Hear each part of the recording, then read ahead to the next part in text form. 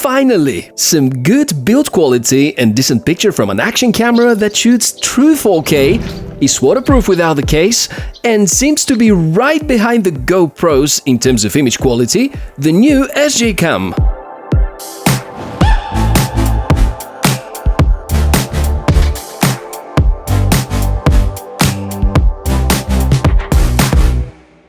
Welcome everyone, Tech4O channel, my name is Michael and we are already exploring the SJ10 Pro, the latest from SJCAM, which is supposed to be a more affordable alternative to GoPro and DJI Osmo Action and Insta360 One R, and is also a device which has the potential to become more popular and get back some of the fame SJCAM lost in the past few years. That's a vlogging test with the SJ10 Pro, outdoors, shooting that in 4K with electronic image stabilization on. And also we are testing the qualities of the internal microphone in the SJ10 Pro, so that's what you can expect being outdoors. Actually, right now conditions are very good because there's slight wind, it's nothing outdoors, there's going to be no echo and stuff. But if you're recording indoors, you're definitely going to need something better, like an external microphone, like this thing. And SJCAM sell it for around 15 bucks. It's having a Type-C connector. And the good part, you can connect it while the recording is still on, so right now connecting the wire, and now you should be able to hear me from the external microphone. Let me know of the quality. Do you like this external microphone of SJCAM? I think it would be a nice idea if they think of these conversions to 3.5mm jack so that you can put anything you like a shotgun mic of the type of the Rode Video Micro or something similar. So let me know what you think in the comment section below. The SJ10 Pro costs $250 on SJCAM's website, and at the moment of making the video, it doesn't seem to be available on Amazon yet, unlike its predecessors, and I only found it on their official website and AliExpress store, which is a little weird, but anyhow, if any of that changes, I will make sure to keep the links in the description up to date and pointing to the best possible deal I find or hear about. In terms of competition, a lot of action cam makers seem to struggle these days catching up with the leaders because we still haven't seen decent stabilized 4K 60 frames per second by any of the sub $300 action cameras, but the rest of the features are almost there, and looks like it took about 2 years for SJCAM to build a well-working stable action camera on the Umbrella H22 platform. Of course, if image quality is not such a priority, there are cheaper options like the SJ8 Plus or solutions from other vendors like the recently released and reviewed here Akaso Brave 6 Plus and Akaso 7 LE. Unboxing the SJ10 went well. Looks like they're going the GoPro way with less accessories. From the standpoint of a person that uses a lot of action cameras, I can share that the most frequently used accessories on my end are a couple of tripods, chest mount, gimbal, a few bike hooks and lens filters, which are anyways never included with action cams, not even with these that come with a lot of accessories. Don't get me wrong, I was about to be very happy seeing more accessories here included, but keep in mind that the best kind of accessories you better discover and buy yourself. Take a few minutes and check out this year's top action cam accessories video, which is linked over here. It's only the basics with this package: frame mount, base mount, curved and flat mount, almost like a GoPro. The overall build quality of the camera is quite good, parts of it are covered in metal, good design of the battery cover, the front area is plastic, this likely is a replaceable front panel, and may I show you the nicest surprise? Yeah, these are lens filters from the Osmo Action, and they fit here. Means two things. First, that we can make some really nice footage when the sun is too bright, for example in midday. And secondly, if we scratch the front glass, there are many replacement options. Now, the only thing left to fully enjoy this feature is SJCAM to enable the option to control the shutter speed. As you can feel, we are approaching the technical specs. Many of the components inside the camera are slightly upgraded, but it is a fact that the essential part is quite similar to the SJ8 Pro, which the company has released a couple of years ago, but had some stability issues at the start. So there's the Umbrella H22 chipset, very well performing, accompanied by a Sony IMX377 sensor, the same which is used with Osmo Action. There's a spherical lens to reduce wide-angle distortions, 1300 mAh battery, 2.33-inch touchscreen, and the improved 6-axis stabilization. If these technical specs are not your thing, let me rephrase everything into simple words.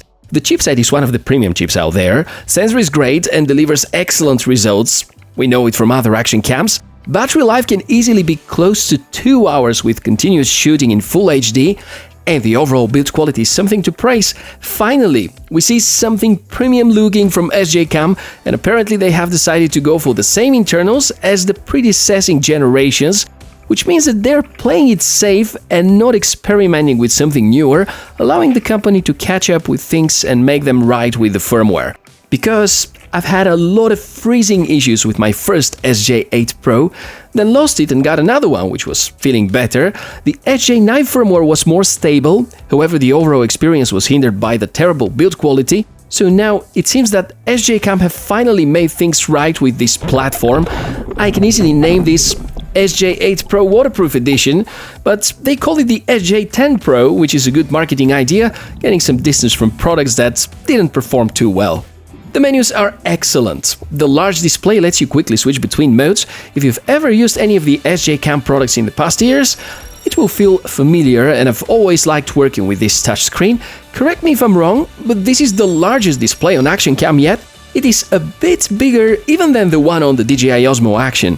It's very bright, perfectly responsive on touches, and while I think it makes no sense to explore every single menu, let me show at least that it does provide 24 and 25p, respectively 50p, if you want to shoot in PAL or get some more cinematic footage.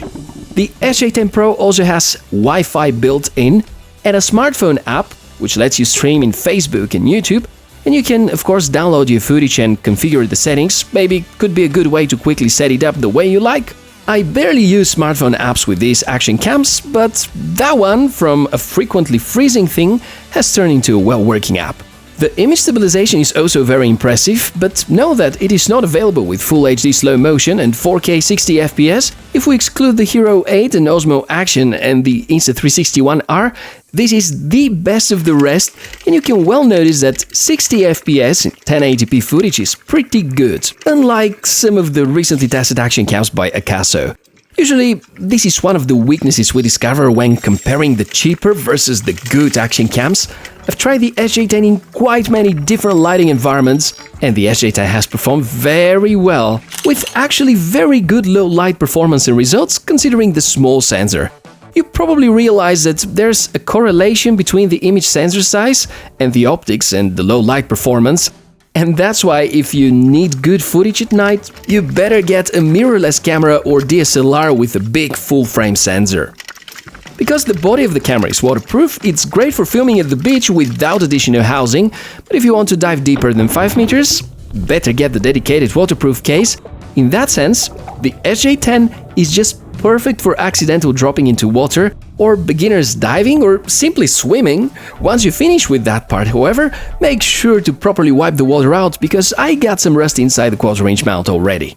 You would probably like a lot the slow motion, 120 FPS in Full HD, and when it is bright day outside, results are marvelous.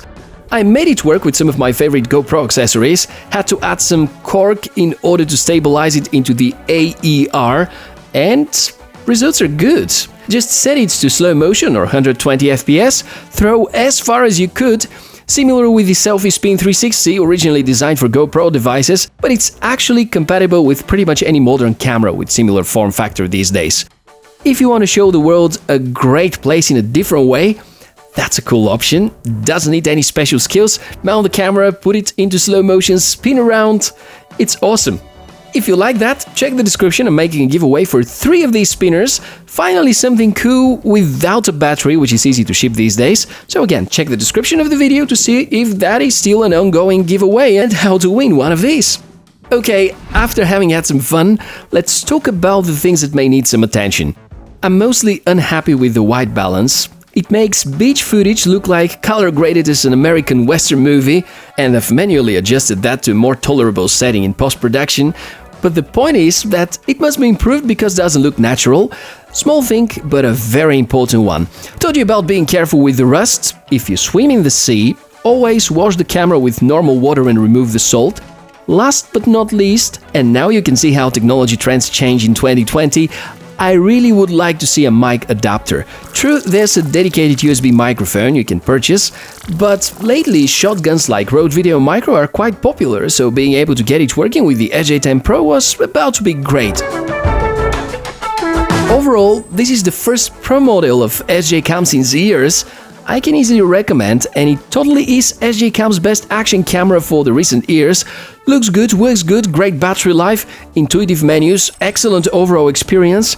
If only the price was a little cheaper, but you know, that COVID thing has messed pricing of electronic devices a lot and is a perfect excuse. So let me know what you think of the SJ10 Pro. Do you think it makes sense spending $100 less as compared to buying a GoPro and live without stabilized 60 FPS in 4K? I hope that SJCAM have found their way back and are going to focus on better customer support, stable firmware updates, further enhancements of the functionality and no shady tactics. It's been fun testing their latest device, and should you have something to share or a question to ask, let's catch up in the comments below.